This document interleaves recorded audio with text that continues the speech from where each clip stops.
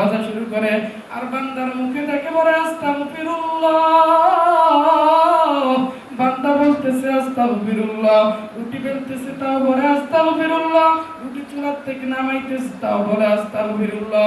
আশরাফ আলী থানভী রাহমাতুল্লাহি আলাইহি যুবককে ডাক দিয়ে বলে, ভাই আপনি রুটি বেলতেছেন আর মুখে কি বলতেছেন? বলে, হুজুর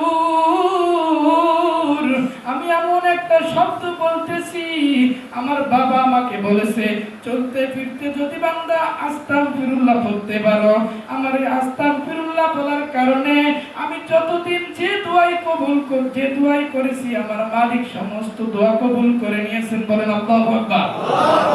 আশরাফ আলী থানভী রাহমাতুল্লাহি আলাইহি শুনে আশ্চর্য হয়ে গেলেন। তারপরে ওই বান্দা বললেন, হুজুর আপনি কোথা থেকে আসছেন আমার জানা নাই, আমার বাবা বলেছেন এই জগতে একটা বিখ্যাত আলেম